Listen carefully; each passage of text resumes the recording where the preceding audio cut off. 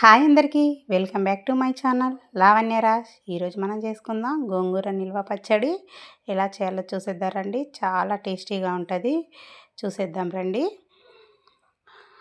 ఇప్పుడు 2 కట్టల వరకు గోంగూర తీసుకొని మంచిగా కట్ చేసి శుభ్రంగా కడిగి పక్కకు పెట్టుకున్నాను. ఒక 10-15 ఎండుమిర్చీలు, అలాగే చింతపండు, తర్వాత కళ్యామాకు, ఎల్లిపాయలు, ధనియాలు, అలాగే జీలకర్ర, మెంతులు. రండి ఎలా చేయాలన్నది చూసేద్దాం. ఇప్పుడు స్టవ్ ఆన్ చేసి స్టవ్ పైన ఒక కడాయి పెట్టేసుకొని ఇప్పుడు 3 స్పూన్ల వరకు ఆయిల్ వేసుకుందాం. ఆయిల్ వేడెక్కిన తర్వాత మనం ఇందాక తీసుకున్నాం కదా ధనియాలు, మెంతులు, జీలకర్ర ఆయిల్లోకి వేసి వేయించుకుందాం. స్టవ్ అనేది మీడియం సిమ్లో పెట్టి చేసుకోవాలి ప్రాసెస్ అంతా. ఇప్పుడు ఎండుమిర్చిలను కూడా వేసేసుకొని అలాగే చింతపండును కూడా ఆయిల్లోకి వేసి ఫ్రై చేసుకుందాం. ఇవి కొంచెం దూరగా ఫ్రై అవ్వాలి. ఇలా ఫ్రై చేసుకొని ఇప్పుడు ఇందులోకి కరివేపాకుని కూడా వేసుకొని ఫ్రై చేసుకుందాం. కరివేపాకు అనేది ఆరోగ్యానికి ఎంతో మంచిది. వేసుకోండి. ఇలా చట్నీలలో కరివేపాకు వేసి పిల్లలకు పెడితే ఎంతో ఇష్టంగా తింటారు. ఇలా ఫ్రై అయిన తర్వాత చూస్తున్నారు కదా, ఇలా దూరగా ఫ్రై అయిన తర్వాత తీసి పక్కకు పెట్టేసుకుందాం. అన్నీ కూడా మంచిగా ఫ్రై అయినాయి. ఇప్పుడు గోంగూరాకును కూడా ఆయిల్లోకి వేసుకొని మంచిగా వాటర్ అంతా ఇనికి దగ్గరికి వచ్చి మంచిగా గోంగూరని ఫ్రై చేసుకుందాం. గోంగూరలో వాటర్ అనేది ఉంటుంది కాబట్టి అదంతా ఇలా ఆయిల్లో ఫ్రై చేసుకున్నప్పుడు మొత్తము ఇనికిపోయి గోంగూర ఒకటే మిగలాలి. అలా ఫ్రై చేసుకోవాలి. చూస్తున్నారు కదా, ఇలా బాగా ఫ్రై చేసుకోవాలి. కడాయికి ఇలా అంటుకోవడం స్టార్ట్ అయినప్పుడు ఇది పర్ఫెక్ట్గా ఫ్రై అయినట్టు. ఇంకా స్టవ్ ఆఫ్ చేసి పక్కకు పెట్టేసుకుందాం. ఇప్పుడు మనము ఒక మిక్సీ జార్ తీసుకొని దాంట్లోకి ఇందాక మనం వేయించి పెట్టుకున్నాం కదా పచ్చిమిర్చి, అవన్నిటిని కూడా జార్లోకి వేసేసుకొని ఎల్లిపాయలు కూడా వేసేసుకొని టేస్ట్కి సరిపడా సాల్ట్ని వేసుకుందాం. 2 స్పూన్ల వరకు నేను సాల్ట్ వేసుకున్నాను. వేసి ఒకసారి మిక్సీ పట్టుకుందాం. మిక్సీ పట్టేసుకొని చూడండి, ఇలా బరకగా మిక్సీ పట్టుకున్న తర్వాత మీకు చూపిస్తున్నాను కదా, ఇలా కాస్త బరకగా మిక్సీ పట్టుకోవాలి.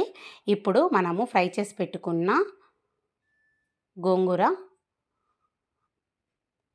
మిక్సీ జార్లోకి వేసుకొని దీన్ని కూడా మిక్సీ పట్టుకోవాలి. చూడండి, ఇలా మొత్తము మంచిగా మిక్స్ అయింది కదా, స్పూన్తో చూపిస్తున్నాను కదండి. చూడండి, ఇలా బాగా మిక్స్ అయిన తర్వాత పక్కకు పెట్టేసుకొని ఇప్పుడు స్టవ్ ఆన్ చేసి స్టవ్ పైన కడాయి పెట్టేసుకొని ఆయిల్ వేసుకొని, ఆయిల్ కాస్త ఎక్కువనే వేసుకోవాలండి, ఒక 4 స్పూన్ల వరకు. వేడెక్కిన తర్వాత ఆవాలు అలాగే జీలకర్ర వేసుకొని మంచిగా వేయించుకుందాం. ఒక 5-6 ఎల్లిపాయలు కచ్చాపచ్చగా దంచి వేసుకుందాం. అలాగే ఒక 2 ఎండుమిర్చీలని చిన్నగా ముక్కలాగా కట్ చేసి వేసుకుందాం. వేసి మంచిగా ఆయిల్లో ఫ్రై చేసుకుందాం. ఈ ప్రాసెస్ కూడా మీడియం సిమ్లోనే చేసుకోవాలండి. కరివేపాకుని కూడా వేసుకొని మంచిగా ఆయిల్లో ఫ్రై చేసుకుందాం. ఇలా చేసుకోవడం వల్ల 1 ఇయర్ వరకు పాడవకుండా ఒకే ఫ్లేవర్తో చాలా బాగుంటుంది. ఏమాత్రం పాడవే ఛాన్సే ఉండదు. చిటికెడంతా పసుపు కూడా వేసుకుందాం. వేసుకొని బాగా ఫ్రై చేసుకొని ఇప్పుడు ఇందులోకి నాకు కాస్త సాల్ట్ తక్కువ అనిపించింది, అందుకని నేను ఆయిల్లోకి సాల్ట్ వేసుకుంటున్నాను. 2 స్పూన్ల వరకు ఇంకా ఆయిల్లోకి డైరెక్ట్గా సాల్ట్ వేసేసి ఫ్రై చేసుకొని ఇప్పుడు మనం మిక్సీ పట్టి పెట్టుకున్న గోంగూరని కడాయిలోకి వేసేసుకుందాం. వేసేసుకొని మంచిగా మిక్స్ చేసుకొని బాగా ఫ్రై చేసుకుందాం.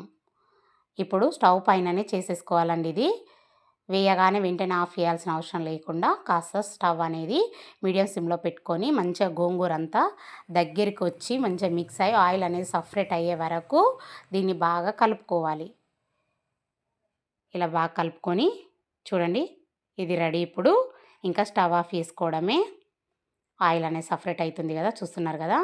ఇలా అయిన తర్వాత దీన్ని ఇంకా స్టవ్ ఆఫ్ చేసుకొని చల్లారిన తర్వాత డబ్బాలల్లో స్టోర్ చేసి పెట్టేసుకోవడమేనండి. ఎంతో టేస్టీగా ఉండే గోంగూర నిల్వ పచ్చడి ఇలా చేసుకోండి, చాలా బాగుంటుంది. వేడి వేడి అన్నంలోకి అయితే ఎంతో బాగుంటుందండి. పిల్లలకు, పెద్దలకు ప్రతి ఒక్కరికి నచ్చుతుందండి. గోంగూర అంటే నచ్చని వాళ్ళు ఎవరైనా ఉంటారా? అందరూ ఎంతో ఇష్టంగా తింటారు friends. Okay friends, like, share, subscribe, comments please. Bye.